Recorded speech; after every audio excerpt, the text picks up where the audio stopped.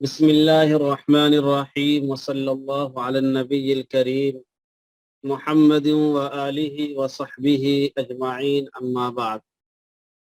واعلم بأن عن أبي حنيفة جاءت روايات غدت منيفة اختار منها بعضها والباقي يختار منه سائر الرفاق فلم يكن لغيره جواب كما عليه اقسم الاصحاب.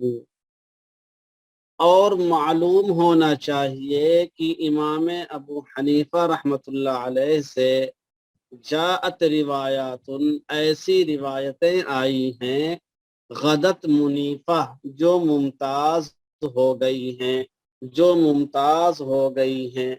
غدا یغدو کے معنی کیا ہوتے ہیں؟ سارے یسیروں کا معنی ہوتا ہے ہونا. غدا کیا ہے؟ افعال ناقصہ میں سے ہے، سارا کے معنی میں استعمال ہوتا ہے.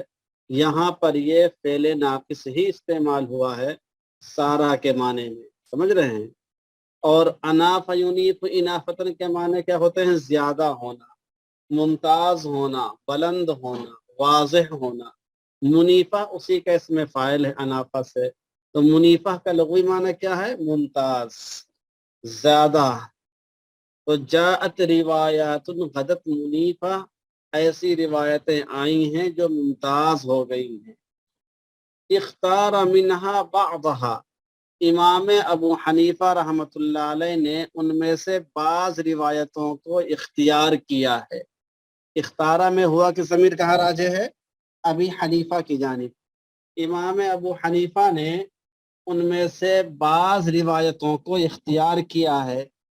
والباقی، اور باقی جو روایتیں ہیں وہ یختار منہ، ان میں سے بعض کو اختیار کر لیتے ہیں سائر الرفاق، آپ کے دیگر شاگردان. رفیق کی جمع رفاق ہے، اس کے معنی ساتھی کے ہوتے ہیں. آپ کے دیگر ساتھی یعنی امام ابو یوسف ہیں، امام محمد ہیں، امام ظفر ہیں، امام حسن ہیں، وغیرہ وغیرہ. تو روایتیں سب امام ابو حنیفہ ہی سے آئی ہیں. ان میں سے بعض کو امام ابو حنیفہ نے اختیار کیا ہے اور باقی روایتوں کو دیگر اصحاب نے اختیار کیا ہے. اختار منہا بعضہا، ان میں سے بعض کو امام ابو حنیفہ نے اختیار کیا. والباقی اختار منہ، اور باقی جو بچے ہیں ان میں سے اختیار لے لیتے ہیں سائر الرفاق، باقی شاگردان، باقی ساتھی انہی دوسری روایتوں کو لے لیتے ہیں. فَلَمْ يَكُنْ لِغَيْرِهِ جواب، چنانچہ امام ابو حنیفہ کے علاوہ کسی کا کوئی جواب نہیں ہے.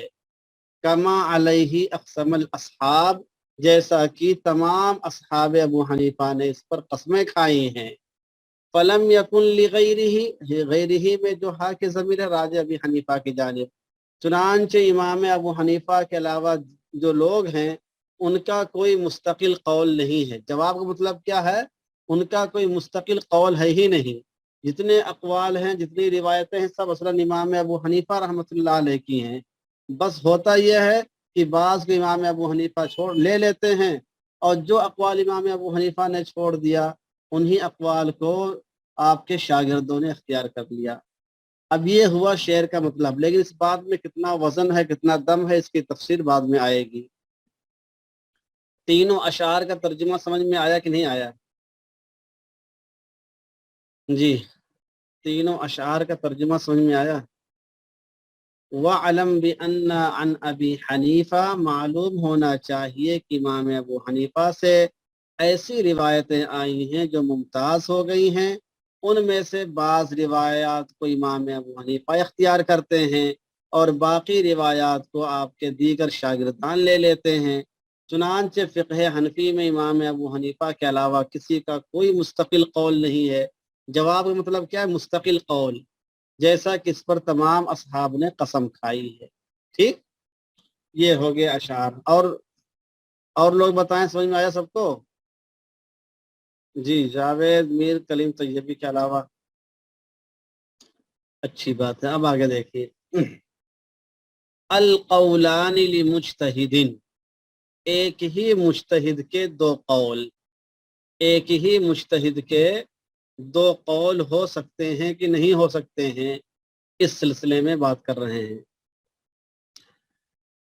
اعلم بأن المنقول عن عامة العلماء في كتب الأصول أنه لا يصح في مسألة لمجتهد قولان للتناقض، فإن عرف المتأخر منهما تعين كون ذلك رجوعا، وإلا وجب ترجيح المجتهد بعده بشهادة قلبه كما في بعض كتب الحنفية المشهورة، وفي بعضها أنه إن لم يعرف تاريخ فإن نقل في أحد القولين عنه ما يقويه فهو الصحيح عنده، وإلا فإن وجد متبع بلغ الاجتهاد في المذهب رجح بما مر من المرجحات إن وجد، وإلا يعمل بأيهما شاء بشهادة قلبه، وإن كان عاميا اتبع فتوى المفتي فيه الأتقى الأعلم، وإن كان متفقها تبع المتأخرين وعمل بما هو أصوب وأحوط عنده كما في التحرير للمحقق ابن الهمام۔ یہ دیکھیں ایک بہت اہم بات آ رہی ہے اور اس بات کو ذرا ہضم کرنے کی کوشش کریں۔ يعلم بأن المنقول عن عامة العلماء في كتب الأصول، معلوم ہونا چاہیے کہ کتب اصول میں، کتب اصول سے مراد کون سی کتاب ہے؟ کتب الاصول سے مراد کون سی کتاب ہے؟ جی وہ 6 کتابیں نہیں مراد ہیں بھائی، وہ 6 کتابیں نہیں مراد ہیں ظاہری والی، بلکہ اصول کی کتاب ہے، اصول فقہ کی جو کتاب ہے وہ مراد ہیں، سمجھ رہے ہیں؟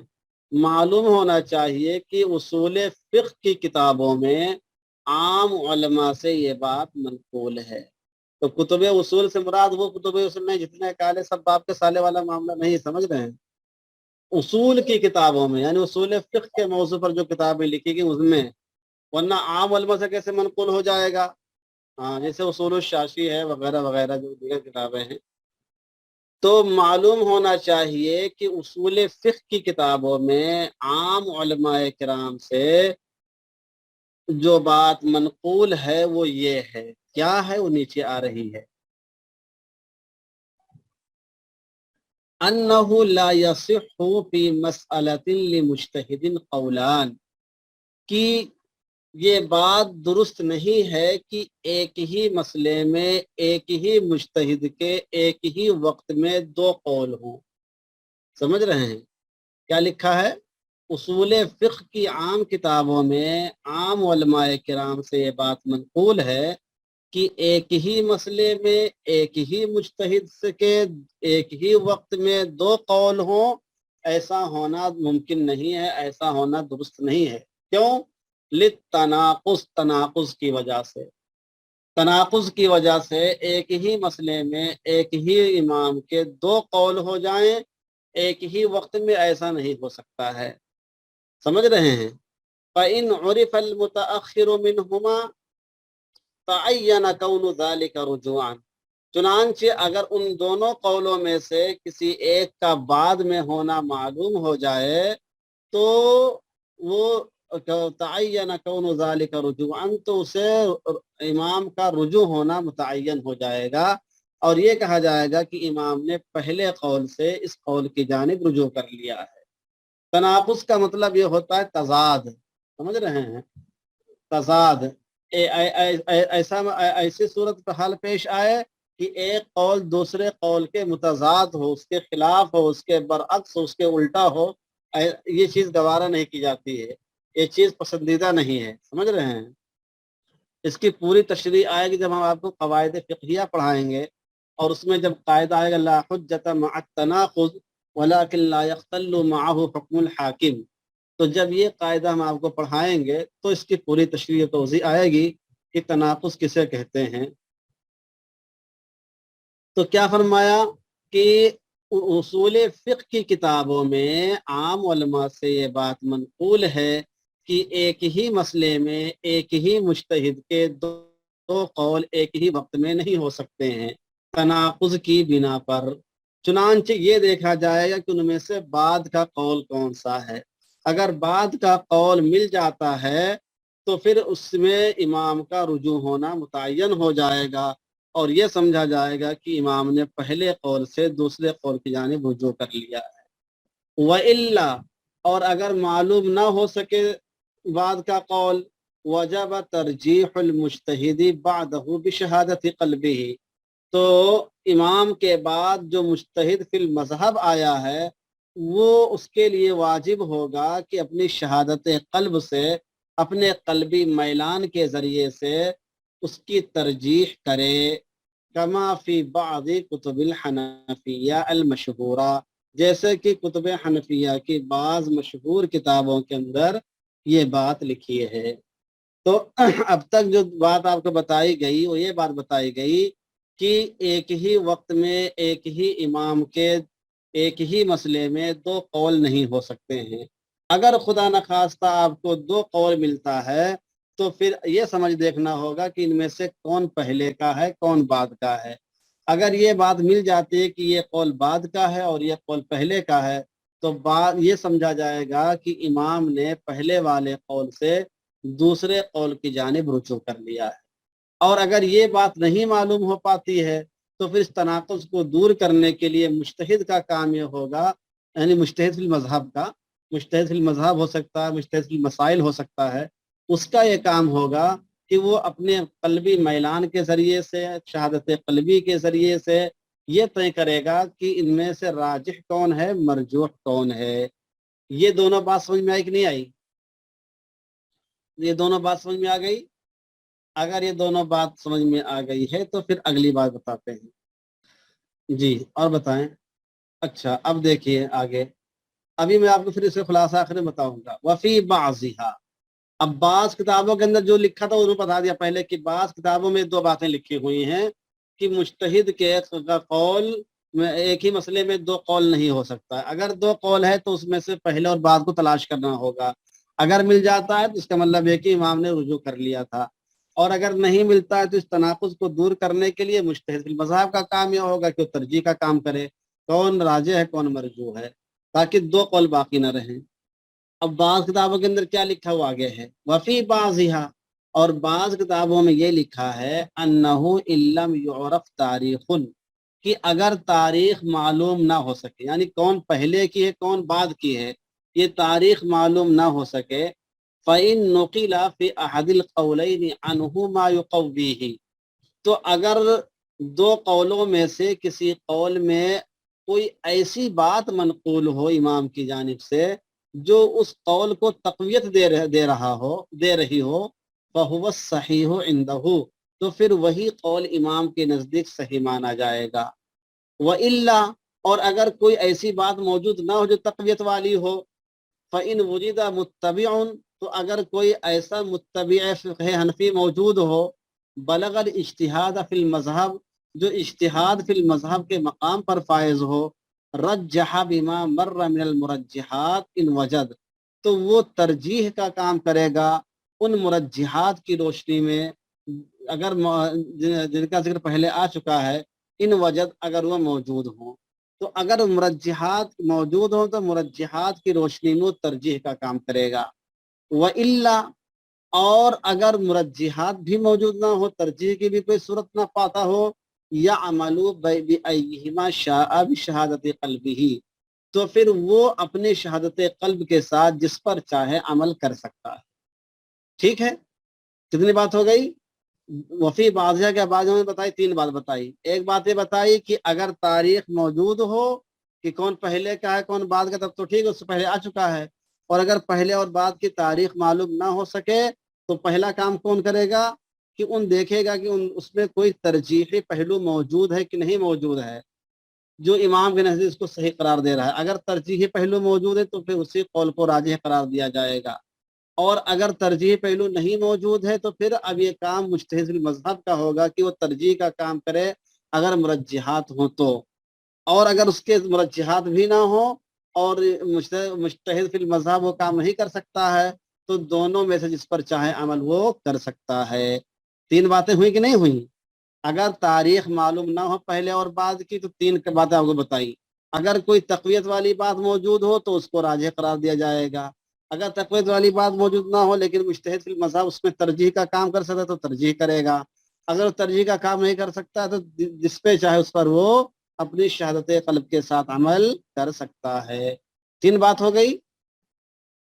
وَإِنْ كَانَ عَامِيًا، اور اگر عامی ہو یعنی مجتہد فی المذہب نہ ہو، اتبع فتوى المفتی فیہ الاعلم اتقى الاعلم، تو اگر عامی ہے تو پھر وہ اس مفتی کی پیروی کرے گا، اس کے فتوے کو مانے گا جو تقوی کے اعتبار سے اونچا مقام رکھتا ہو اور علم و فضل کے اعتبار سے ممتاز ہو. تو جو سب سے زیادہ متقی اور جانکار مفتی ہوگا اس کے فتوے پر عمل کرے گا. وَإِنْ كَانَ مُتَفَقِّهًا، اور اگر کوئی فقہ کا طالب علم ہو یا کوئی مولانا ہو تو تبع المتأخرین، متأخرین کی اتباع کرے گا. متأخرین نے جس قول کو اختیار کیا ہوگا اس کو اختیار کرے گا. وَعَمِلَ بِمَا هُوَ أَصْوَبُ وَأَحْوَطُ عِنْدَهُ، اور اس پر عمل کرے گا جو زیادہ درست ہو اور زیادہ احتیاط پر مبنی ہو. علامہ محقق ابن الہمام کی کتاب التحریر میں ایسے ہی لکھا ہوا ہے. ترجمہ تو آپ کو سمجھ میں آ گیا لیکن پوری بات کھل کر سمجھ میں نہیں آئے گی اس میں کہنا کیا چاہتے ہیں. کیا خیال؟ ترجمہ تو سمجھ میں آ گئے، چلو ٹھیک ہے، سمجھ گئے یہاں سے حق ہو رہا ہے، سب آسان آسان ہے، لیکن کہنا کیا چاہتے ہیں وہ سمجھ میں نہیں آ رہا ہے. دیکھیے بہت آسان سی بات ہے، بتانے اس میں یہ چاہ رہے ہیں کہ کیا ایک ہی مسئلے میں ایک ہی امام کے ایک ہی وقت میں دو قول ہو سکتے ہیں کہ نہیں ہو سکتے؟ اس کا آسان ترین جواب یہ دیا گیا کہ ایک ہی مسئلے میں ایک ہی وقت میں ایک ہی مجتہد کے دو قول نہیں ہو سکتے ہیں. اگر آپ کو کسی کتاب میں کسی امام کا کسی مجتہد مطلق کا دو قول نظر آتا ہے یا تین قول نظر آتا ہے یا چار قول نظر آتا ہے ایک ہی مسئلے میں، تو پھر اس میں آپ کو ترجیح سے کام لینا پڑے گا. اس کی کئی صورتیں ہو سکتی ہیں. ایک صورت تو یہ ہے کہ سب سے پہلے یہ دیکھیں گے کہ اس میں پہلا کا قول کون سا ہے، بعد کا قول کون سا ہے. اگر یہ بات معلوم ہو جاتی ہے تو اس پر عمل کریں گے، پہلے والے قول کو چھوڑ دیں گے، بعد والے قول کو اختیار کریں گے، اور یہ مانا جائے گا کہ امام نے بعد میں اس قول کی جانب رجوع کر لیا. ٹھیک. اگر آپ کو ایسی کوئی صورت بات نہ ملے تو پھر یہ دیکھا جاتا ہے کہ اس میں کوئی ایسی بات دونوں قولوں میں دیکھا جاتا ہے کہ کوئی ایسی اضافی چیز ہے کہ نہیں ہے جو اس قول کو تقویت دیتی ہو.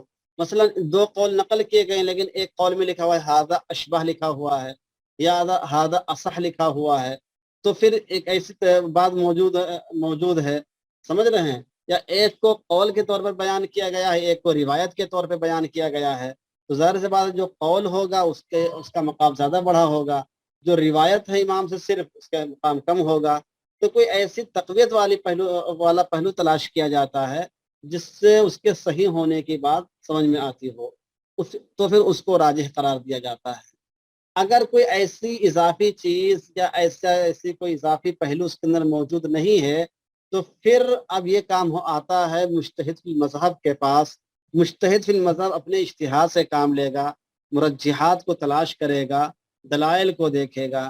اگر اس کو کوئی ترجیحی پہلو مل جاتا ہے تو پھر مجتہد فی المذہب وہ کام کرے گا اور ان دونوں قولوں کے تناقض کو دور کرنے کے لیے ایک کو راجح ایک کو مرجوح قرار دے گا. اگر مجتہد فی المذہب یہ کام نہیں کر پا رہا ہے تو پھر مجتہد فی المذہب اپنی شہادت قلب کے ساتھ، اپنے دل کے میلان کے ساتھ جس قول کو بہتر سمجھتا ہو اس پر عمل کرے گا. اگر مان لیے مجتہد فی المذہب ہے ہی نہیں، ایک عام آدمی ہے، تو اپنے زمانے کے مفتی کے فتوے پر عمل کر لے گا. اور اگر کوئی عالم ہے، مفتی ہے، وہ خود وہ کام کرتا ہے، وہ اپنے دور کے فقہا میں اس کا شمار ہوتا ہے، اہل علم اس کا شمار ہوتا ہے، تو وہ متأخرین کی پیروی کرے گا. متأخرین نے جس قول کو اختیار کیا اس کو لے لے گا اور اس کے مطابق وہ عمل کرے گا. یہ پانچ باتیں ان کے اندر آئی کہ نہیں آئیں؟ پانچ باتیں اس کے اندر آئی. تو اولاً مجتہد کے دو قول نہیں ہو سکتے ہیں، تین قول ایک ہی مسئلے میں نہیں ہو سکتے ہیں. اگر ہوتے ہیں تو ترتیب آپ کو یہ 5 کام کرنے ہوں گے ترجیح کے. ٹھیک، اب سب کو بات واضح ہو گئی. اب اس بات کو ذرا سا اپنی کاپی میں لکھ لیجئے تو انشاءاللہ سمجھ میں اور آ جائے گا. کاپی میں لکھ لیجئے القولان لمجتہدین کی واضح ترین تشریح. لکھیے کاپی میں القولان لمجتہدین کی واضح ترین تشریح. سب کی ویڈیو بند ہے، سب سو تو نہیں رہے ہیں گرمی کے مہینے میں؟ کولر چلا کے آن لائن ہو کے سو گئے ہوں کہ چلو آن لائن بھی رہو کولر چلا کے سوتے رہو، کیا معلوم ہے. جی، القولان لمجتہدین کی واضح ترین تشریح. لکھیے نمبر 1، لکھیے ابھی نمبر نہ لیے. اگر کسی مسئلے میں امام کے 2 یا اس سے زائد قول ملتے ہیں، اگر کسی مسئلے میں امام کے 2 یا اس سے زائد قول ملتے ہیں،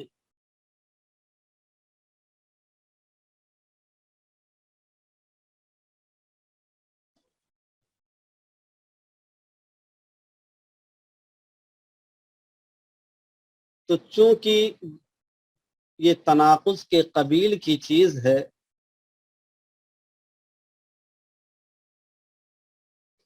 تو چونکہ یہ تناقض کے قبیل کی چیز ہے، یعنی تضاد کے قبیل کی چیز ہے، اس لیے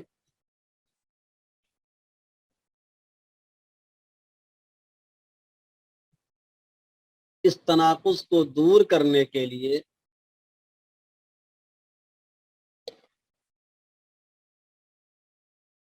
مندرجہ ذیل طریقے اپنائے جائیں گے.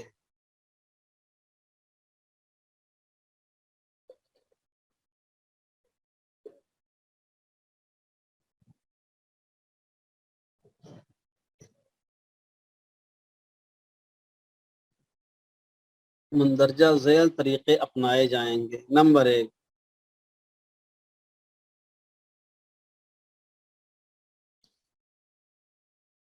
دونوں اقوال میں سے کسی قول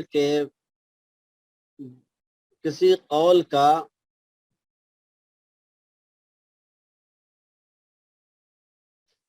دونوں اقوال میں سے کسی قول کا،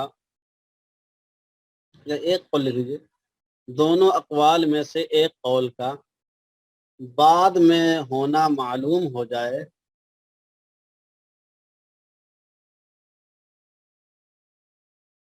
بعد میں ہونا معلوم ہو جائے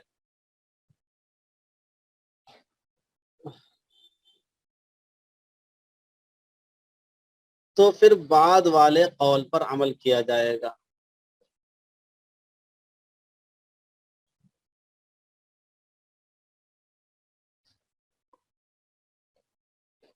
اور یہ سمجھا جائے گا کہ امام نے پہلے قول سے اس قول کی جانب رجوع کر لیا ہے، اور یہ سمجھا جائے گا کہ امام نے پہلے قول سے اس قول کی جانب رجوع کر لیا ہے.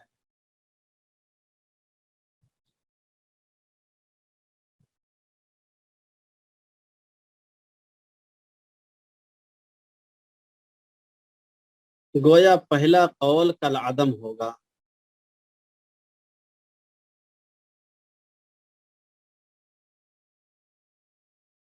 پہلا قول کالعدم ہوگا.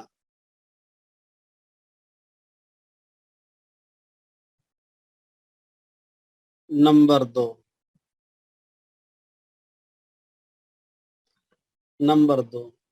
اگر تقدیم و تاخیر معلوم نہ ہو سکے، یا تقدم و تاخر لے لیجیے، تقدم و تاخر معلوم نہ ہو سکے، اگر تقدم و تاخر معلوم نہ ہو سکے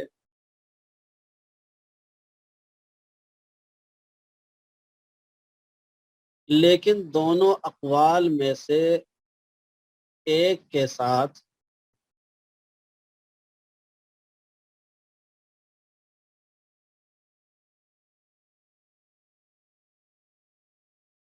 دونوں اقوال میں سے ایک کے ساتھ کوئی ترجیحی پہلو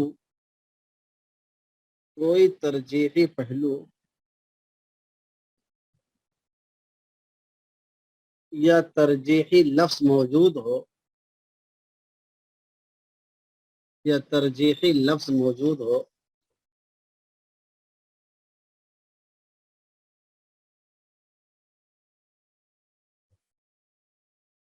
مثلا ایک میں لکھا ہے قال ابو حنیفہ کذا، مثلا ایک میں لکھا ہے قال ابو حنیفہ کذا،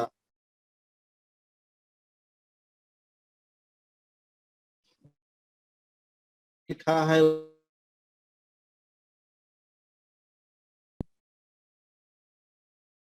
وفی روایت عنہ کذا۔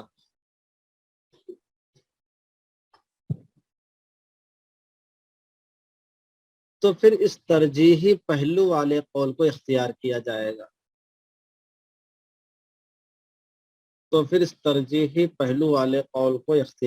جائے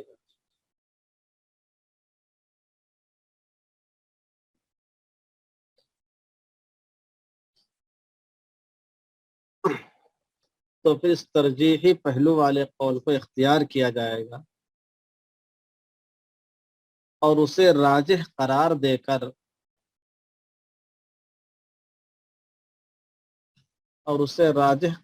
کر اس کے بالمقابل قول کو چھوڑ دیا جائے گا۔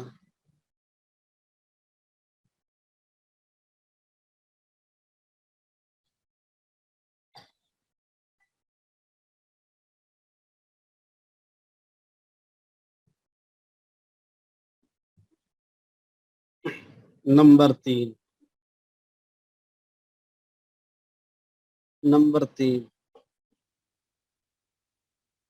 اگر مذکورہ بالا دونوں باتیں نہ ہوں،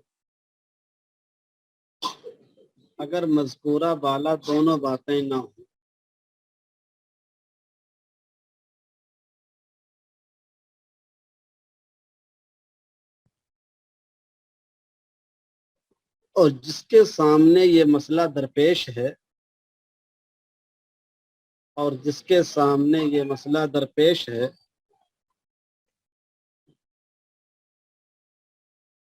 وہ مجتہد فی المذہب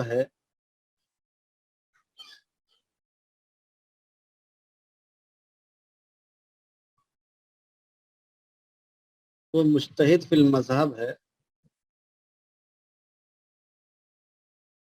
اور مرجحات کی روشنی میں وہ ترجیح کا کام کر سکتا ہے، اور مرجحات کی روشنی میں وہ خود ترجیح کا کام کر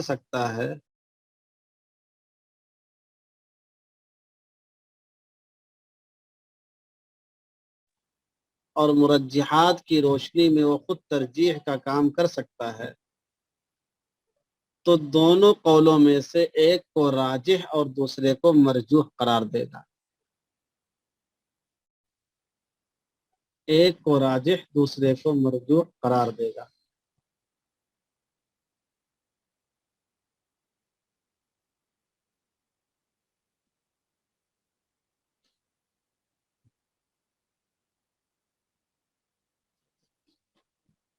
اور اگر ترجیح کا کام نہیں کر سکتا ہے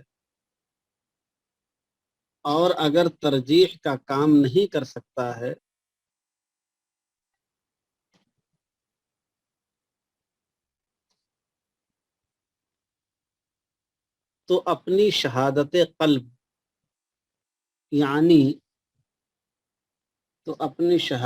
قلب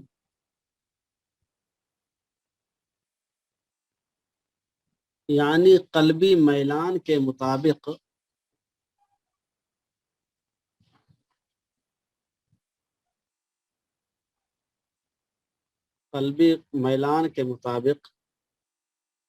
ایک پر عمل کرے گا، کسی ایک پر عمل کرے گا اور دوسرے کو چھوڑ دے گا۔ عمل کا مطلب یہ کہ خود عمل کرے یا کسی کو فتویٰ دے یا کسی کو بتائے وغیرہ، سمجھ رہے ہیں؟ خود عمل کرے گا، کسی ایک پر عمل کرے گا دوسرے کو چھوڑ دے گا۔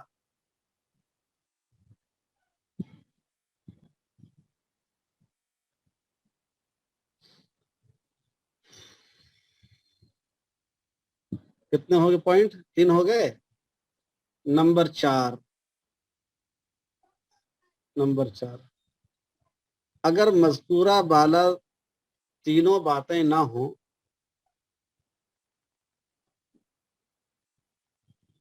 بلکہ 3 کے بجائے 2 لکھ لیجئے، مذکورہ بالا دونوں باتیں نہ ہوں، یہ لکھیے مذکورہ بالا دونوں باتیں نہ ہوں، یعنی وہ سب سے شروع میں جو اول دو آئی تھی نہ ہوں، اور جس کے سامنے یہ مسئلہ درپیش ہے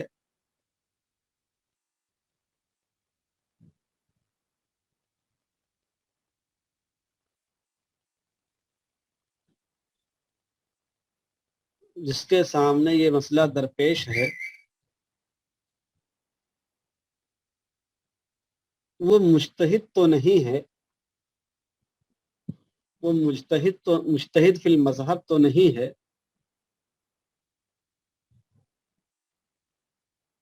لیکن فقہ کا اچھا خاصا جانکار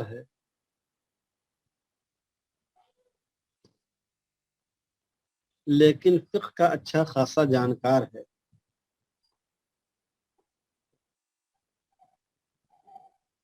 جیسے آج کل کے اکثر معتبر مفتیان کرام،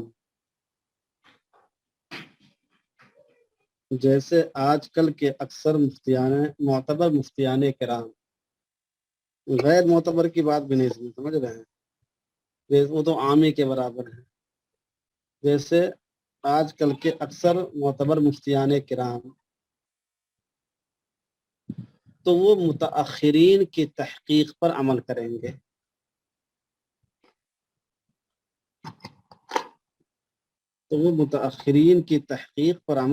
گے، اور اسی کے مطابق فتویٰ دیں گے۔ مولانا ریاض الدین ندوی ایم پی لکھ رہے ہیں کہ نہیں لکھ رہے ہیں؟ بہت اہم بات ہے یہ، لکھ لیجئے، امتحان میں آئے گا تو پریشان ہوں گے، امتحان میں آئے گا کہ القولان للمجتہدین کے تحت مصنف نے کیا باتیں لکھی ہیں، اس سے ذرا تفصیل سے لکھیے، تو کہیں گے یہ تو سمجھ میں القولان للمجتہدین کیا چیز ہے۔ لکھا آپ نے؟ نمبر 4۔ نمبر 5 اگر مذکورہ بالا دونوں باتیں نہ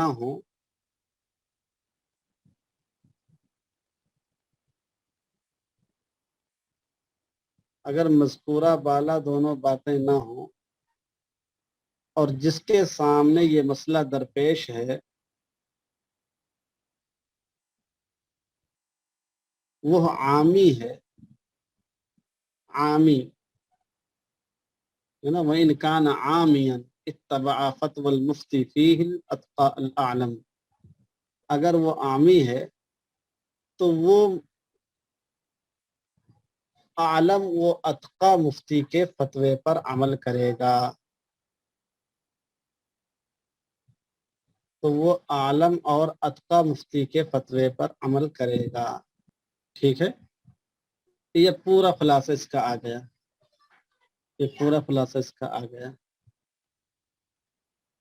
کوئی صاحب ذرا پڑھ کے سنائیں کیا لکھا ہے میں نے، چونکہ کوئی ہے؟ مولانا محمد احمد صاحب، آپ کی آواز کھول رہا ہوں، محمد احمد قاسمی صاحب آپ کی آواز کھول رہا ہوں، ذرا پڑھ کے سنائیے کیا لکھا آپ نے، تاکہ جو لوگوں سے بسم اللہ الرحمن الرحیم۔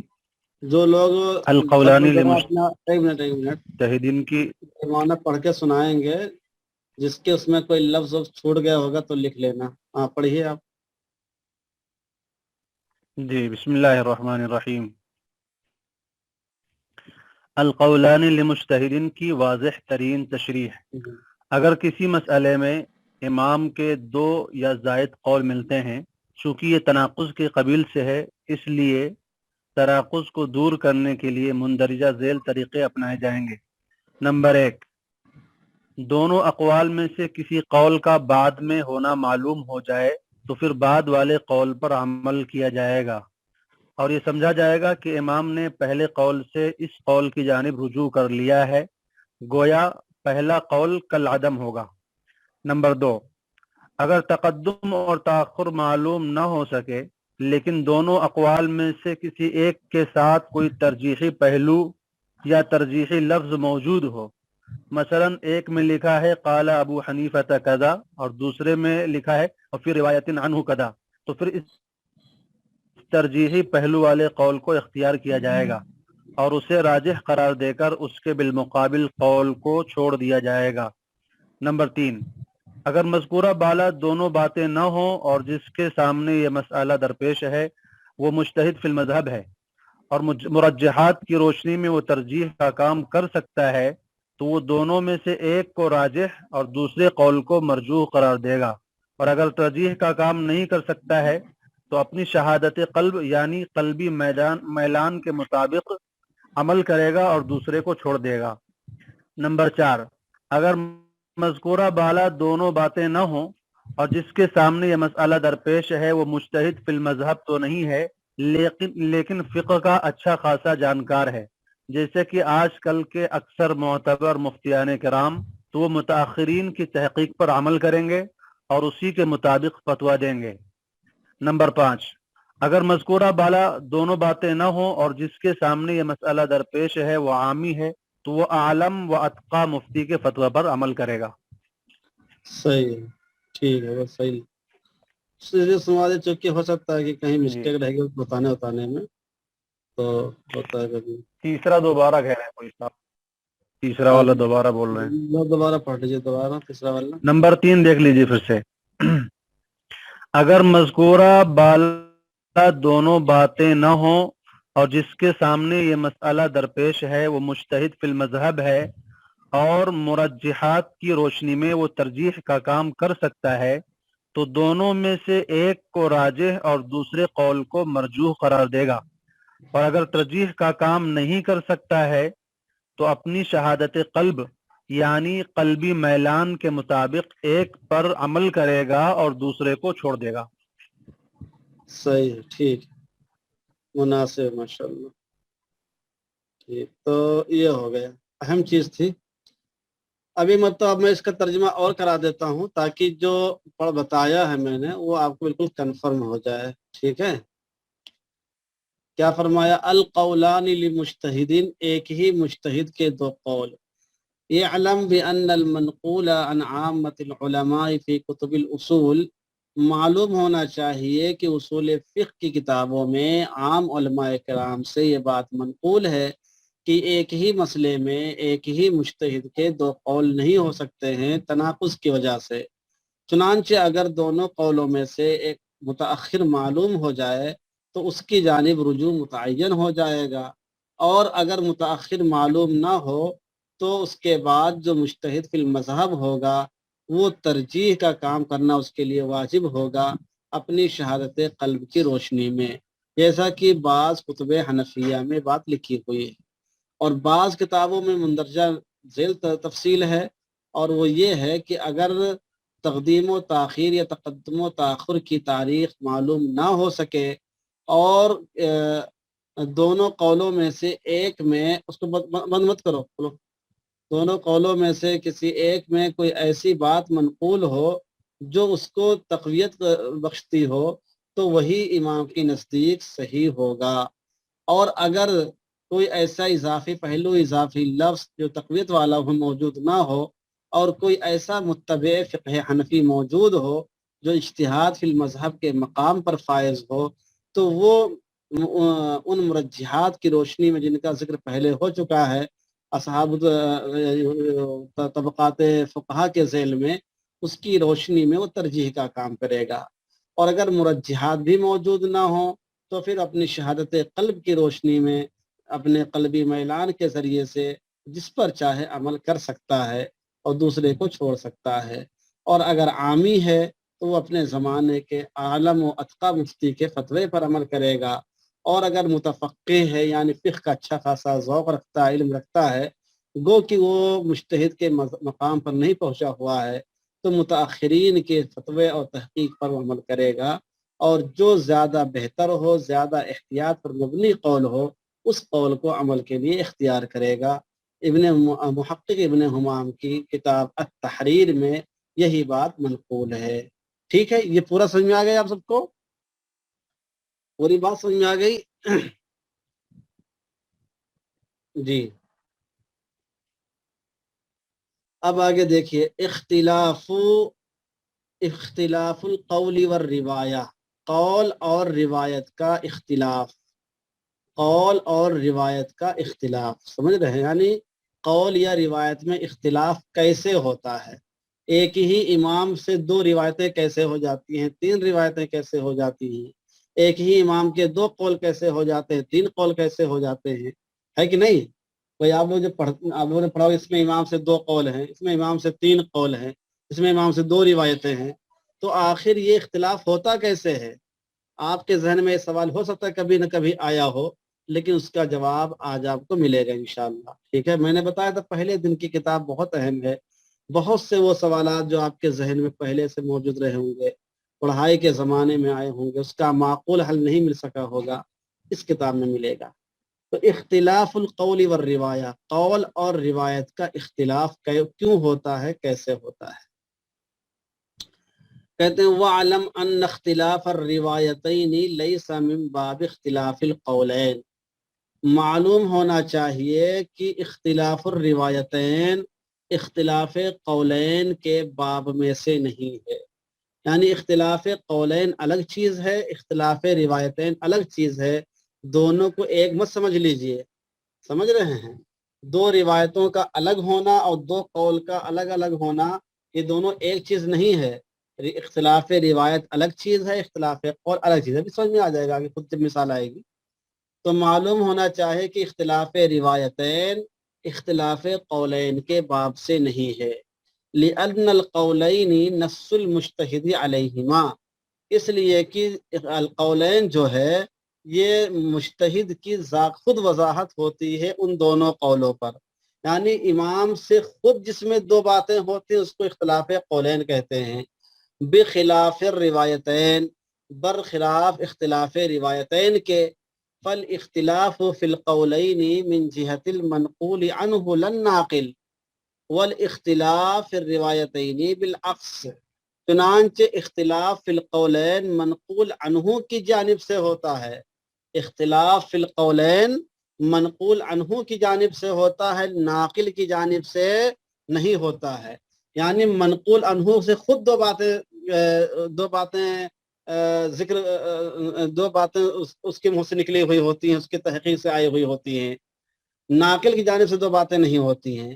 والاختلاف فی الروایتین بالعکس، اور اختلاف فی الروایتین اس کے برعکس ہوتا ہے، اس میں عین ممکن ہے کہ منقول عنہ کی ایک ہی بات ہو لیکن بیان دو لوگوں نے الگ الگ طور پہ کر دیا ہو، سمجھ رہے ہیں؟ بات کم سمجھ میں آئی؟ پہلے یہ بتائیے کہ قول کسے کہتے ہیں، روایت کسے کہتے ہیں؟ قول کہتے ہیں قائل کے قول کو، قائل جو بات کہتا ہے وہ قول ہے، اور روایت کیا ہے؟ دوسرے لوگ جو بیان کرتے ہیں وہ روایت ہے۔ تو یہ بتا رہے ہیں کہ اختلاف قولین جو ہے وہ الگ چیز ہے، اختلاف روایتین الگ چیز ہے۔ اختلاف قولین قائل کی جانب سے وہ اختلاف ہوتا ہے، قائل خود دو باتیں کہہ رہا ہوتا ہے، اس بنا پر وہ اختلاف قولین ہوتا ہے۔ اور اختلاف روایتین میں کوئی ضروری نہیں ہے کہ قائل دو باتیں کہہ رہا ہو، عین ممکن ہے قائل نے ایک ہی بات کہی ہو، نقل کرنے والوں نے دو طرح کی بات نقل کر دیا ہو۔ ارے بات سمجھ میں آئی کہ نہیں آئی؟ بات سمجھ میں آئی کہ نہیں آئی؟ تو وہ ہو جاتا ہے اختلاف روایتین۔ تو اختلاف روایتین میں جو اختلاف ہوتا ہے وہ راویوں کی جانب سے ہوتا ہے، اختلاف قولین میں جو اختلاف ہوتا ہے وہ خود قائل کی جانب سے ہوتا ہے۔ بات سمجھ میں آئی؟ اختلاف قولین میں جو اختلاف ہوتا ہے وہ خود قائل کی جانب سے اختلاف ہوتا ہے، قائل خود دو بات یا تین بات کہہ رہا ہوتا ہے، اور اختلاف روایتین میں جو اختلاف ہوتا ہے وہ راوی کی جانب سے ہوتا ہے، قائل کی جانب سے نہیں ہوتا ہے۔ عین ممکن ہے کہ قائل نے ایک ہی بات کہی ہو، سننے والوں نے الگ الگ سن لیا ہو۔ میں پڑھا رہا تھا، میں نے بتایا کہ انشورنس کروانا ناجائز ہے، اب آپ کا نیٹ کمزور تھا، آپ جب میں ناجائز بولے تو لفظ نہ کٹ گئے، آپ کو جائز سننے میں آیا، تو میں نے تو بولا تھا ایک ہی لفظ کہ انشورنس کروانا ناجائز ہے. اب ایک صاحب نے جا کے بتایا کہ ہمارے استاد نے کہا ہے کہ انشورنس کروانا ناجائز ہے, دوسرے جا کے بتا دے کہ ہمارے استاد نے فرمایا آج درس میں کہ انشورنس کروانا جائز ہے. اب بتائیے, تو اب یہاں پر بات ہم نے ایک ہی کہی تھی, بات ہم نے ایک ہی کہی تھی, لیکن ناقلوں نے الگ الگ اس کو بتا دیا. تو دو قول ہو گئے, دو روایتیں ہو گئی کہ نہیں ہوئی؟ ایک کی روایت میں جائز ہے, ایک کی روایت میں ناجائز ہے. ایک کی روایت میں جائز ہے اور ایک کی روایت میں ناجائز ہے. تو یہ اختلاف قائل کی طرف سے ہوا کہ ناقل کی طرف سے ہوا؟ بولیے, یہ اختلاف قائل کی طرف سے ہوا کہ ناقل کی طرف سے ہوا؟ جی, یہ ناقل کی طرف سے ہوا, یہ راوی کی طرف سے ہوا. یہ ہو گیا اختلاف الروایتین. یہ کیا ہو گیا؟ اختلاف الروایتین. اور کبھی اختلاف ہوتا ہے, اختلاف قولین ہوتا ہے. اگر میں خود ہی دو طرح کی بات کہوں تو وہ ہو جائے گا اختلاف قولین. جیسے میں کہوں, میں نے آج بتایا کہ کیا کہتے ہیں شیئر مارکیٹ میں حصہ لینا جائز ہے, شیئر مارکیٹ میں حصہ لینا جائز ہے, اور کل میں نے بتایا کہ شیئر مارکیٹ میں حصہ لینا ناجائز ہے. اب میرے دو قول ہو گئے. اب آپ نے جا کر بیان کیا کہ ہمارے استاد نے بتایا ہے کہ شیئر مارکیٹ میں حصہ لینا جائز ہے, اور کل جو آیا تھا پڑھنے کے لیے, کل آپ نہیں آیا تو اس نے جا کے بتایا کہ ہمارے استاد نے فرمایا ہے کہ انشورنس میں شیئر مارکیٹ میں حصہ لینا جائز نہیں ہے. تو اب یہاں پر جو اختلاف ہوا ہے ناقل کی طرف سے ہوا کہ قائل کی طرف سے ہوا ہے؟ یہاں جو اختلاف ہوا ہے ناقل کی طرف سے ہوا کہ قائل کی طرف سے ہوا؟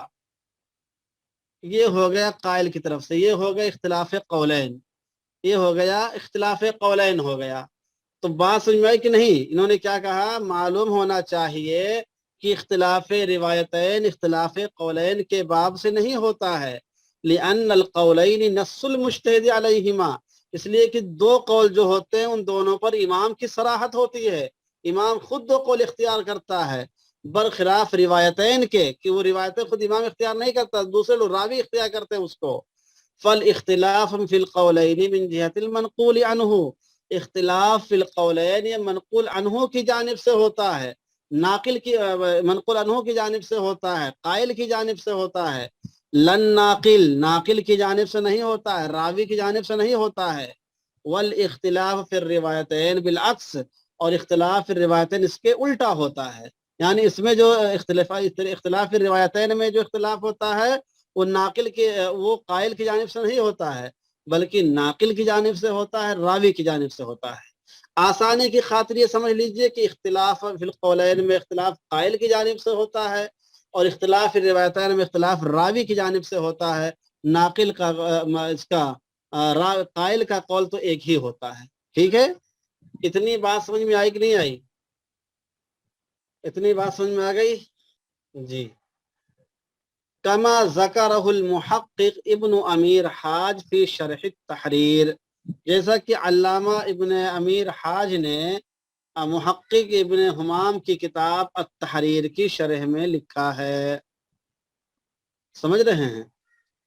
جیسا کہ محقق ابن امیر حاج نے اپنے استاد علامہ ابن حمام کی کتاب التحریر کی شرح میں لکھا ہے.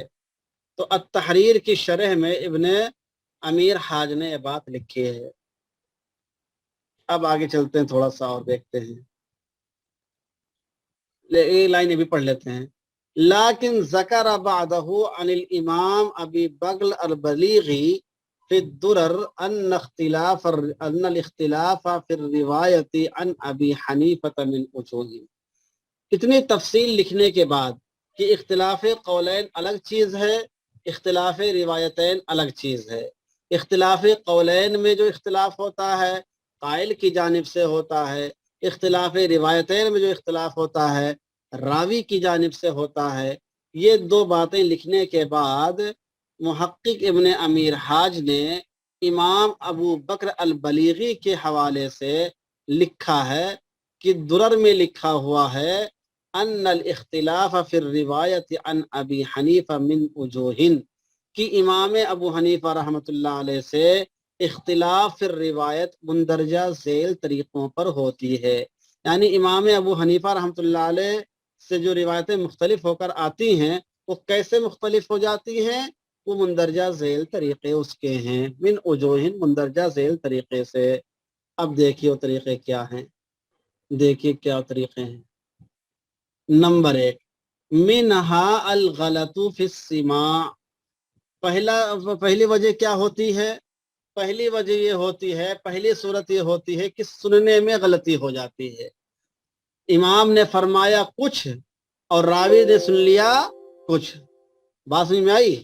امام نے فرمایا کچھ، راوی نے سن لیا کچھ۔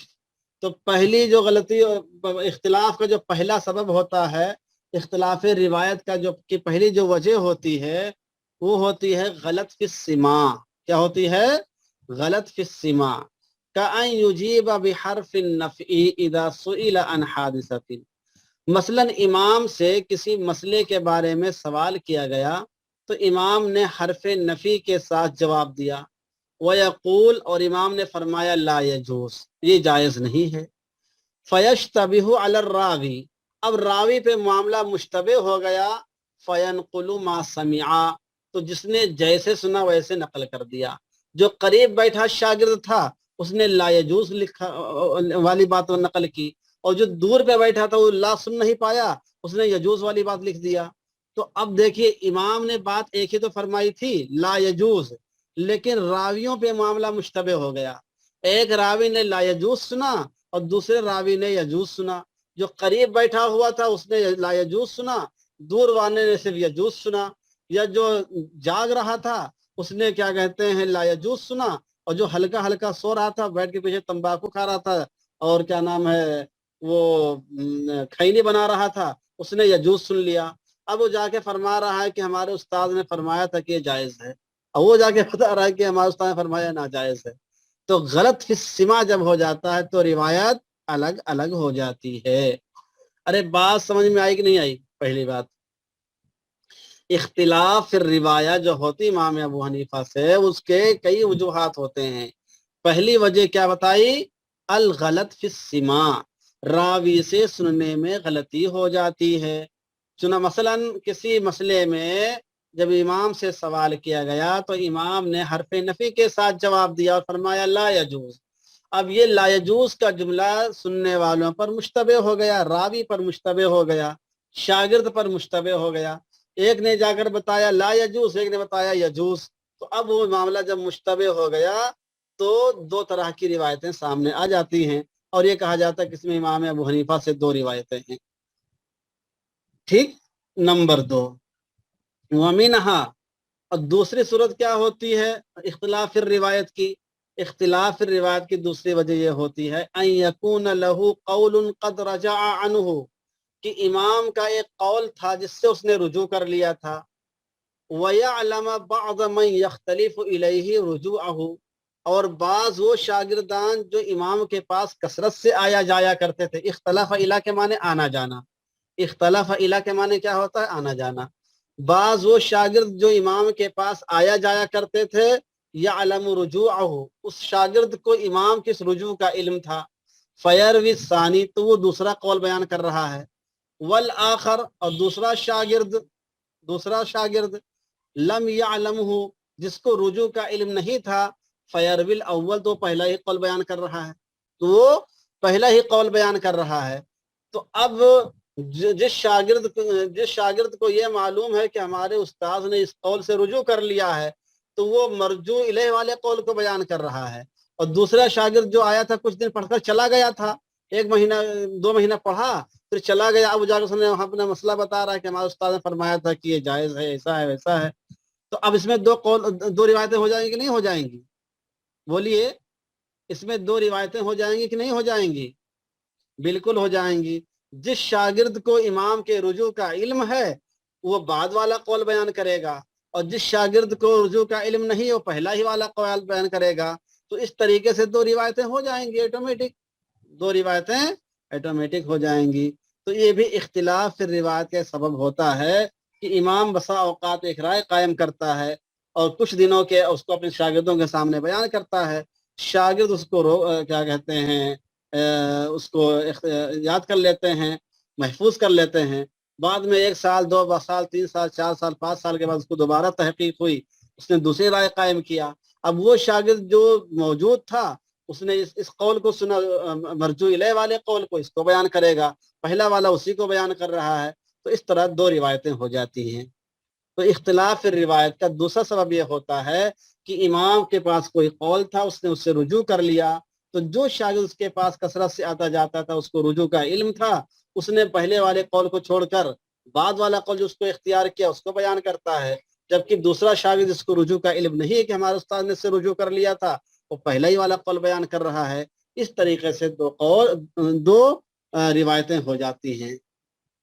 نمبر 3، وَمِنْهَا أَنْ يَكُونَ قَالَ أَحَدُهُمَا عَلَى وَجْهِ الْقِيَاسِ وَالْآخِرَ عَلَى وَجْهِ الْإِسْتِحْسَانِ. تیسری صورت کیا ہوتی ہے؟ تیسری صورت یہ ہوتی ہے کہ بسا اوقات امام ایک قول کو وجہ قیاس کی بنیاد پر اختیار کرتا ہے، والآخر علی وجہ الاستحسان، اور دوسرے قول کو وہ استحسان کی بنیاد پر اختیار کرتا ہے. سمجھ رہے ہیں؟ ایک ہی مسئلے میں امام دو قول اس کے ہوتے ہیں، ایک قول قیاس کی بنیاد پر ہوتا ہے اور دوسرا قول استحسان کی بنیاد پر ہوتا ہے. قیاس اور استحسان یہ دونوں باتیں مثالوں کے ساتھ اچھی طریقے سے ہم سمجھا چکے ہیں آپ کو درر مختار میں. تو قیاس کی بنیاد پر ہوتا ہے اور استحسان کی بنیاد پر.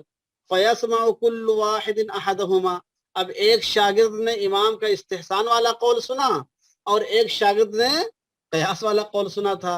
فَيَنْقُلُ كَمَا سَمِعَ، وہ جیسا سن رہا ہے اسے جا کے بیان کر رہا ہے لوگوں میں، اپنے شاگردوں میں پڑھا رہا ہے کہ ہمارے امام صاحب نے فرمایا استحسان بنا پر اس کا حکم یہ ہے، اور دوسرا کہہ رہا ہے قیاس کی بنا پر اس کا حکم یہ ہے. تو روایتیں الگ الگ ہوں گی کہ نہیں ہوں گی؟ ایک جا کے استحسان والی روایت بیان کر رہا ہے، استحسان والا قول بیان کر رہا ہے، اور ایک جا کے قیاس والا قول بیان کر رہا ہے. تو دونوں روایتیں الگ الگ ہو جائیں گی نہیں ہو جائیں گی؟ تو اختلاف فی الروایت کا ایک سبب یہ بھی ہوتا ہے کہ امام اگر دو قول اختیار کرتا ہے، ایک قیاس کے بنا پر ایک استحسان کی بنا پر، اور شاگرد جو ہوتے ہیں وہ ہر ایک کے مطابق اپنا بیان کر رہے ہوتے ہیں، ایک نے قیاس والی بات سن رکھی ہے، ایک نے استحسان والی بات سن رکھی ہے، دونوں جا کے بیان کر رہے اپنے امام ہی کے حوالے سے کہ امام ابو حنیفہ نے فرمایا کہ اس کا حکم یہ ہے، دوسرا کہہ رہا ہے کہ امام ابو حنیفہ نے فرمایا اس کا حکم یہ ہے. اس طریقے سے روایتیں الگ الگ ہو جاتی ہیں. تیسرا پوائنٹ سمجھ میں آیا؟ تیسرا پوائنٹ سمجھ میں آیا کہ نہیں آیا؟ جی تسلیم کریں کہ تیسرے پوائنٹ کو قولین کے زمرے میں ہونا چاہیے تھا، کیونکہ امام کی طرف سے دو قول ہوئے ہیں. آپ کی بات بالکل بجا ہے، بالکل درست ہے، اس میں کوئی شک نہیں ہے. علامہ شامی کے تبصرے کا انتظار کریے، وہ یقیناً آپ کی بات کی تائید کریں گے. ٹھیک ہے؟ مولانا تسلیم صاحب آپ کی بات درست ہے کہ اس میں جب امام خود ہی دو قول اختیار کر رہا ہے، ایک استحسان کی بنیاد پر ایک قیاس کی بنیاد پر، تب تو اس کو اختلاف روایتین کے بجائے اختلاف قولین ہونا چاہیے. یقیناً یہ بات درست ہے. سمجھ رہے ہیں؟ آگے آئے گا، آگے علامہ شامی خود بیان کریں گے اس چیز کو. تو تیسرا پوائنٹ یہ ہے کہ امام دو قولوں میں سے ایک کو وجہ قیاس کی بنیاد پر کہتا ہے اور دوسرا قول استحسان کی بنیاد پر کہتا ہے. چنانچہ ہر وہ شاگرد جو ان دونوں میں سے کسی ایک کو سنتا ہے ویسے ہی نقل کر دیتا ہے. تو اس طریقے سے بھی روایت الگ الگ ہو جاتی ہے. ٹھیک. وَمِنْهَا، چوتھا پوائنٹ یہ ہے، چوتھی صورت وجہ یہ ہوتی ہے أَن يَكُونَ الْجَوَابُ فِي مَسْأَلَةٍ مِّن وَجْهَيْنِ، کہ ایک ہی مسئلے میں جواب دو طریقے سے ہو سکتا ہو. من جہت الحکم، ایک جواب تو فتوے کے اعتبار سے ہو، ومن جہت الاحتیاط، اور دوسرا جواب تقوی کے اعتبار سے ہو. سمجھ رہے ہیں؟ کبھی کبھی ایسا بھی ہوتا ہے کہ ایک ہی مسئلے میں دو حکم ہو سکتے ہیں، ایک حکم فتوے کے اعتبار سے اور ایک حکم تقوی کے اعتبار سے. اور مجتہد جو ہے دونوں رائے قائم کرتا ہے. مجتہد جو ہے من جہت الحکم والا بھی بیان کرتا ہے کہ فتوے کے اعتبار سے اس کا حکم یہ ہے، اور تقوی اور احتیاط کے اعتبار سے اس کا حکم یہ ہے. فَيَنْقُلُ كُلٌّ كَمَا سَمِعَ، تو ہر شاگرد جو ایک ایک بات کو سنتا ہے اسی کے مطابق نقل کر دیتا ہے. تو اس طریقے سے کئی اقوال اس طریقے سے کئی روایتیں ہو جاتی ہیں.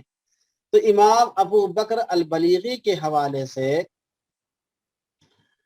ابن امیر حاج نے 4 صورتیں آپ کے سامنے پیش کی ہیں کہ اختلاف روایت کی ایک وجہ غلط فی السماع ہے، دوسری صورت کیا ہے کہ ایک شاگرد کو رجوع کا علم ہے، ایک کو رجوع کا علم نہیں ہے، تیسری صورت یہ ہے کہ ایک مسئلہ قیاس کے مطابق ہے اور ایک مسئلہ استحسان کے مطابق ہے، اور ہر شاگرد ایک ایک کے مطابق بیان کر رہا ہے، اور چوتھی صورت یہ ہے کہ ایک ہی مسئلے میں 2 طرح سے حکم لگ سکتا ہو، ایک تقوی کی بنیاد پر، ایک فتوے کی بنیاد پر، تو جس شاگرد نے جون سی بات سنی ہوتی ہے اس کے مطابق اس کو روایت کر دیتا ہے، تو اس طریقے سے 2 روایتیں ہو جاتی ہیں، 3 روایتیں ہو جاتی ہیں، 4 روایتیں ہو جاتی ہیں۔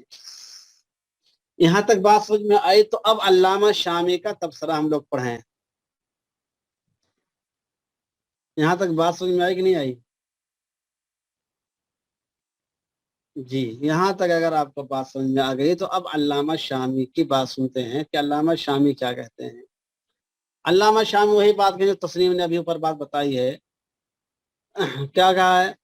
قلت، میں کہتا ہوں، فعلی ما عدا الوجہ الاول یکون الاختلاف فی الروایتین من جہت المنقول عنہ ایضا لابتناء الاختلاف فیہما على اختلاف القولین المرویین فیکونان من باب واحد۔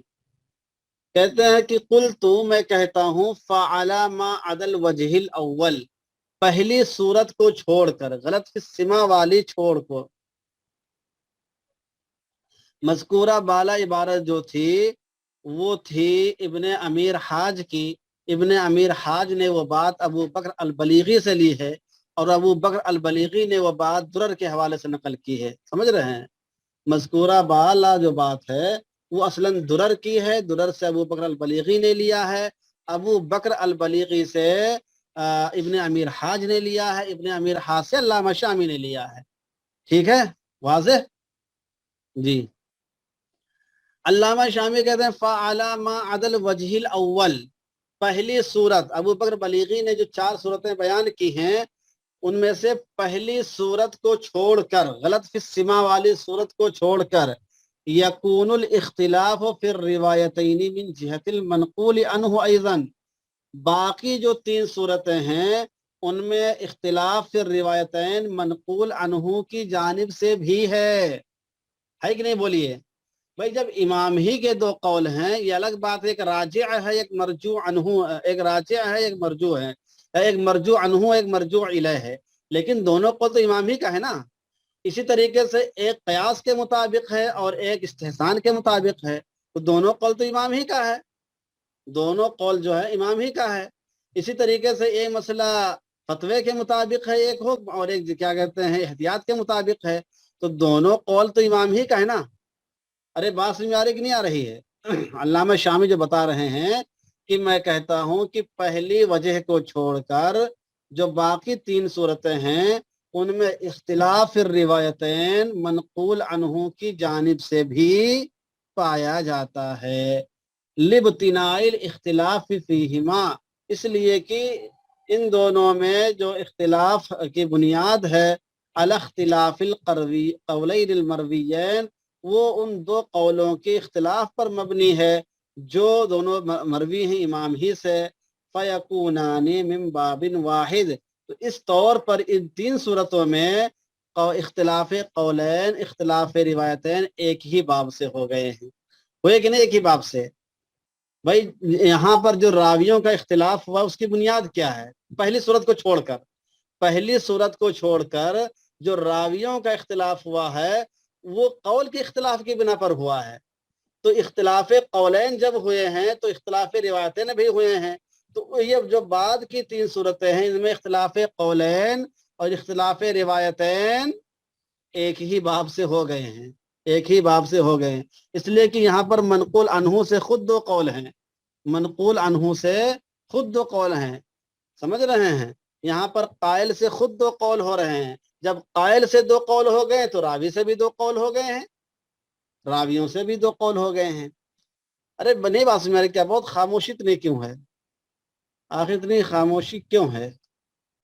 قلت، میں کہتا ہوں، فعلی ما عدا الوجہ الاول، پہلی وجہ کو چھوڑ کر اختلاف الروایتین منقول عنہ کی جانب سے بھی پایا جاتا ہے، اس لیے کہ اختلاف قولین میں ان دونوں میں اختلاف کی بنیاد اس قول کے اختلاف پر، ان دونوں قول کی بنیاد پر ہیں جو مروی ہیں.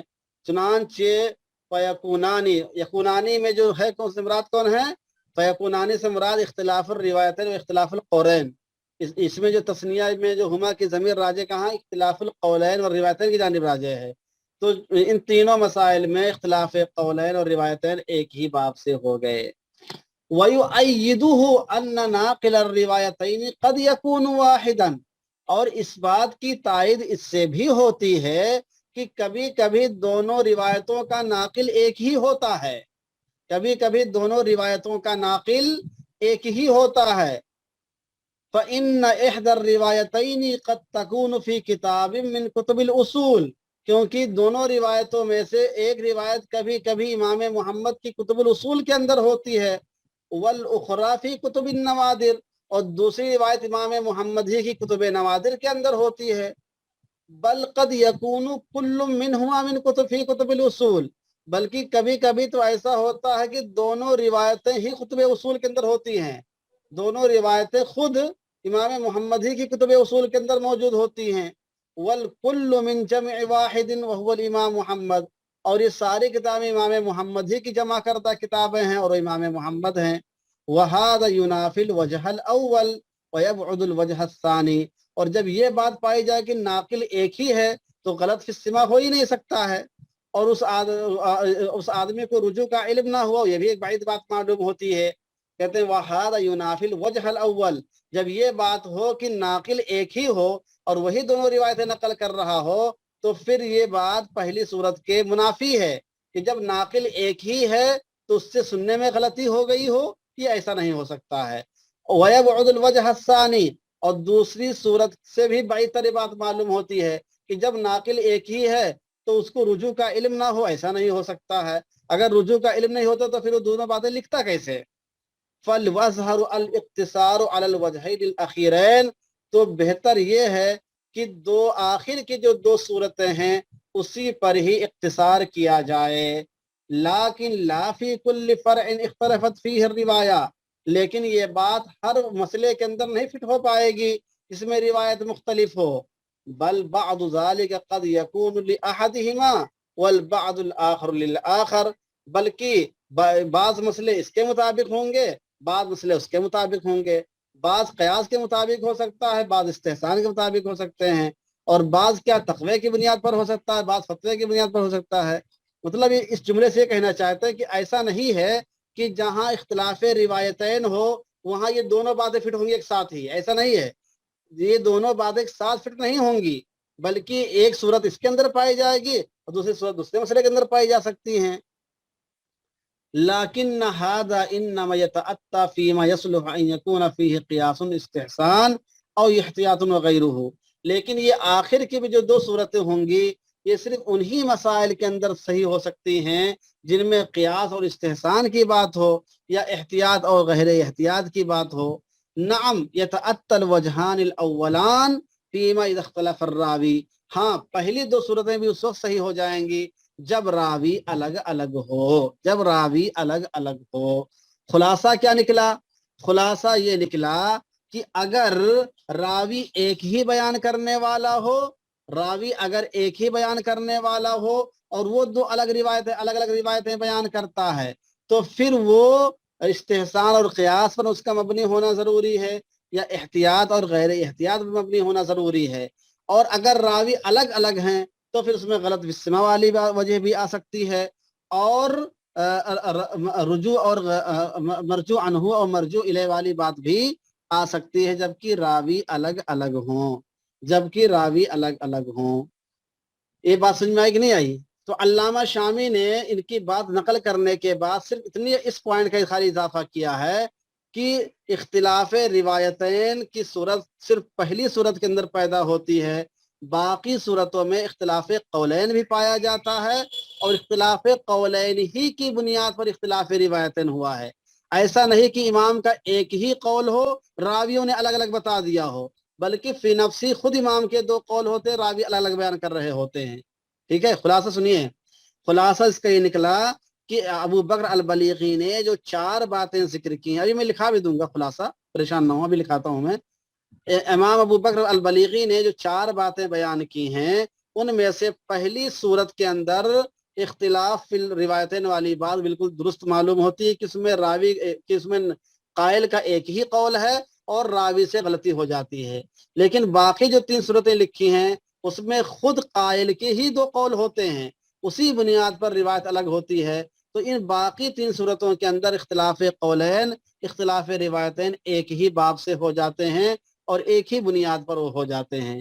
علامہ شامی نے آخر میں ایک بات یہ بھی بتائی ہے کہ اختلاف قولین والی جو بات ہے، روایتین والی جو بات ہے، اس کے اندر جو آخر کے 2 صورتیں ہیں وہ اس وقت ہوں گی جبکہ قیاس و استحسان یا احتیاط اور غیر احتیاط کی بات ہو، اور شروع کی 2 صورتیں ہیں وہ ہیں جبکہ راوی الگ الگ ہوں گے، تبھی وہ صورت متحقق ہو سکتی ہے، ورنہ نہیں ہو سکتی ہے۔ اب علامہ شامی نے ایک بات اور اس میں ذرا اضافہ کی ہے، اس کو پڑھا دیتا ہوں، پھر میں اس کا خلاصہ آپ کو لکھاتا ہوں، ٹھیک ہے؟ علامہ شامی ذرا یہ بات میں آپ کو پڑھا دیتا ہوں، اس کے بعد آخر میں اضافہ اس کو لکھاتا ہوں آپ کو۔ وقد يقال ان من وجوه الاختلاف ايضا تردد المجتهد في الحكم، اور یہ بات بھی کہی جاتی ہے کہ جو اختلاف اقوال ہوتے ہیں یا اختلاف روایتین ہوتی ہے، اس کے وجوہات میں سے مجتہد کا کسی حکم میں متردد ہونا بھی ہے، مجتہد کا کسی حکم میں متردد ہونا بھی ہے، یعنی کبھی کبھی مجتہد حکم کے سلسلے میں متردد ہوتا ہے تو اس سے بھی اختلاف قول یا اختلاف روایت ہو جاتا ہے۔ وہ کیوں ہوتا ہے؟ اس کی 2 صورتیں ہوتی ہیں۔ ایک صورت کیا ہوتی ہے؟ لِتَعَارُضِ الْأَدِلَّةِ عِنْدَهُ بِلَا مُرَجِّحٍ، امام کے نزدیک دلائل متعارض ہوتے ہیں اور ترجیح کی کوئی صورت نہیں ہوتی۔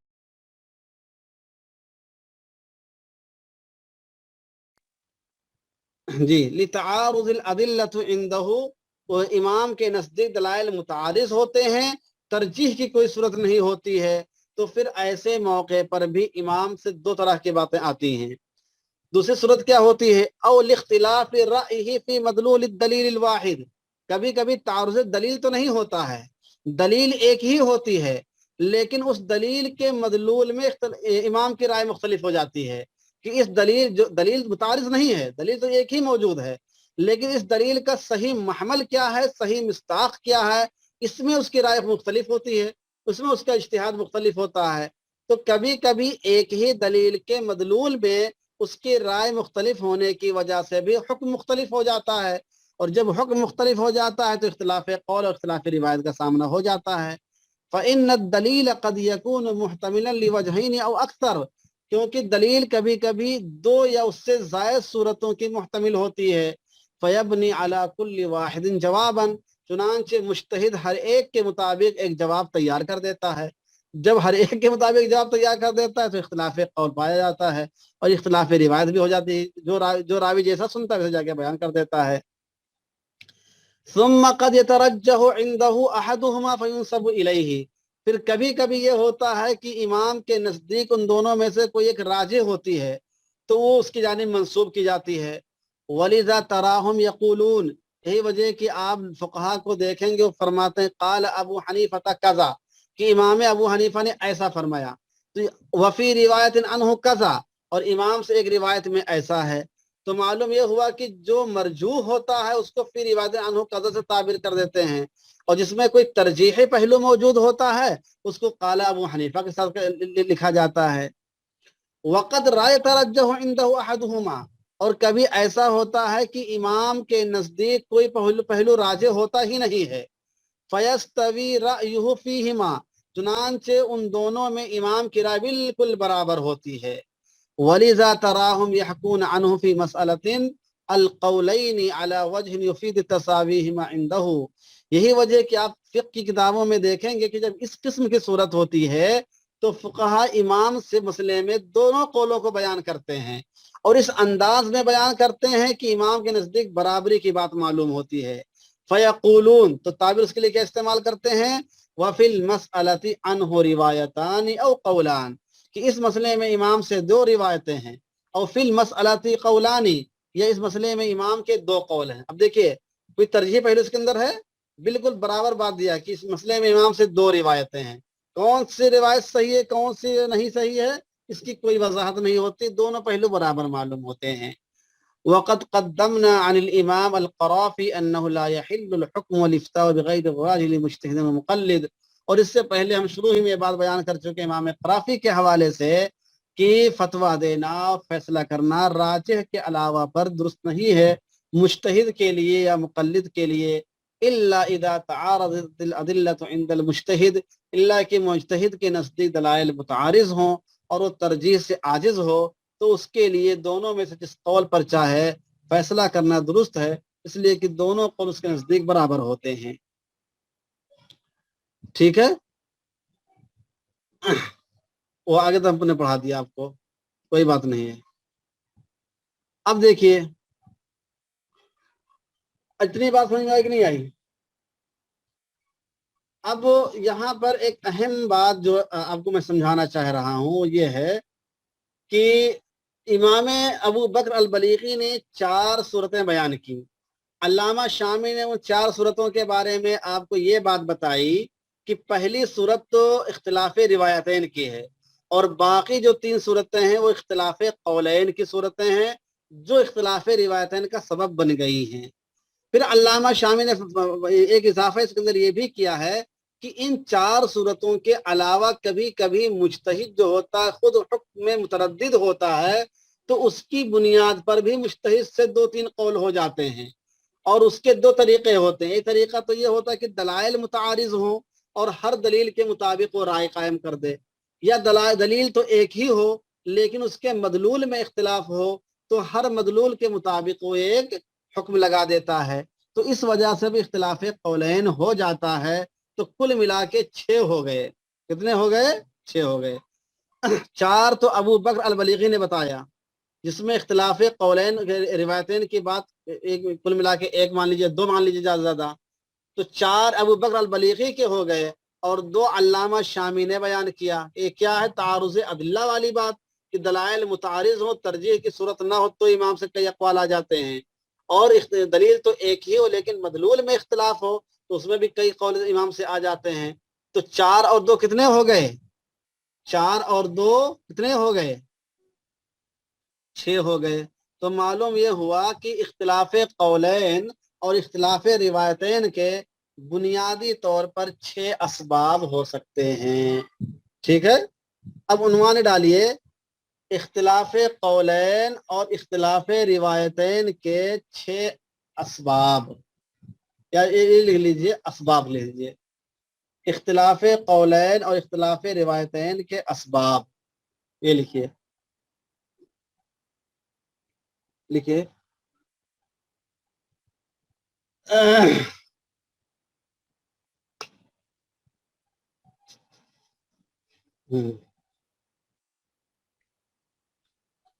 اختلاف قولین اور اختلاف روایتین کے بنیادی طور پر 6 اسباب ہو سکتے ہیں۔ اختلاف قولین اور اختلاف روایتین کے بنیادی طور پر 6 اسباب ہو سکتے ہیں۔ نمبر 1، راوی سے سننے میں غلطی ہو جائے۔ نمبر 1، راوی سے سننے میں غلطی ہو جائے۔ نمبر 2، بعض راویوں کو رجوع کا علم ہو بعض کو نہ ہو۔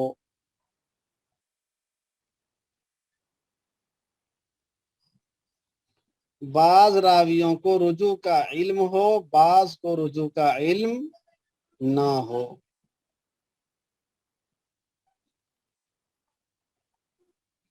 یہ دونوں صورتیں، یہ دونوں اسباب اختلاف روایتین کے اسباب ہیں، اختلاف روایتین کے اسباب ہیں۔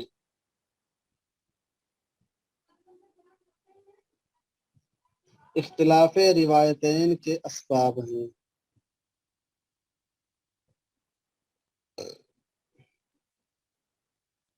نمبر 3، قیاس و استحسان کی بنا پر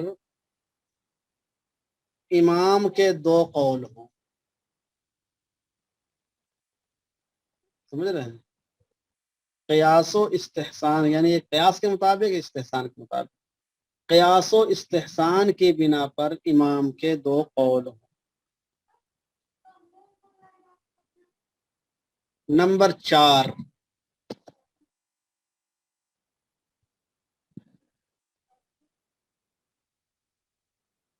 نمبر 4 نمبر 4 لکھیے، نفس حکم اور تقوی کے اعتبار سے دو قول ہوں۔ نفس حکم یعنی اس کا فتوے کے اعتبار سے حکم کیا ہوگا، اور تقوی اور احتیاط کے اعتبار سے اس کا حکم کیا ہوگا، دو الگ الگ ہوں۔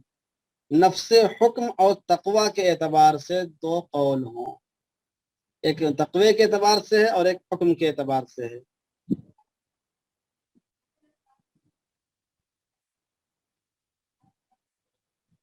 نمبر 5، تعارض دلائل کی وجہ سے، تعارض دلائل کی وجہ سے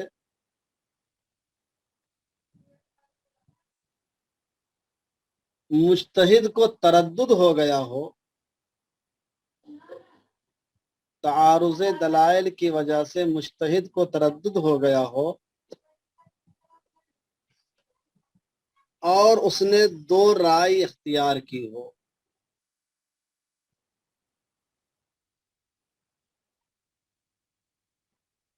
اور اس نے دو رائے اختیار کی ہو۔ نمبر 6، دلیل کے مفہوم میں احتمال کی وجہ سے، دلیل کے مفہوم میں احتمال کی وجہ سے امام کا دو قول ہو۔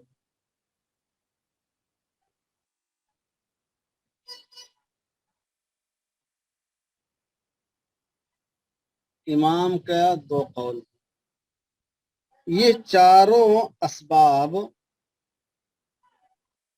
اختلاف قولین کے اسباب ہیں، یہ چاروں اسباب اختلاف قولین کے اسباب ہیں۔ تو اختلاف روایتین کے دو سبب ہوتے ہیں جن کی بنا پر ایک تو غلط استماع، دوسرے رجوع کا علم ہونا نہ ہونا۔ اور اختلاف قولین کیوں ہوتا ہے، یا تو قیاس و استحسان کی وجہ سے امام دو رائے قائم کرتا ہے، یا فتوی اور تقوی کی بنا پر دو رائے قائم کرتا ہے، یا تعارض دلائل کی وجہ سے مجتہد متردد ہوتا ہے تو ہر دلیل کے مطابق ایک ایک رائے قائم کر دیتا ہے، یا دلیل کے مفہوم میں احتمال، دلیل تو ایک ہی ہوتی ہے لیکن اس کے مفہوم میں کئی احتمال ہوتا ہے تو اس کی وجہ سے کئی رائے قائم کر دیتا ہے، تو اس وجہ سے اختلاف قولین ہو جاتا ہے۔ ٹھیک ہے، میں سمجھتا ہوں کہ وجہ سمجھ میں آ گئی ہوگی کہ امام سے جو کئی کئی قول منقول ہوتے ہیں اس کی وجہ کیا ہوتی ہے، اور جو امام کے شاگردوں سے کئی کئی روایتیں الگ الگ انداز میں آتی ہیں اس کی وجہ کیا ہوتی ہے، اس کی یہی 6 اسباب ہوتے ہیں۔ ٹھیک ہے، ایک اہم نقطہ، ایک اہم چیز ہے، اس لیے اس کو بھی ذہن میں رکھیں۔ ٹھیک ہے، بہت اچھی بات ہے۔ سبحان اللہ بحمدہ، سبحانک اللہ۔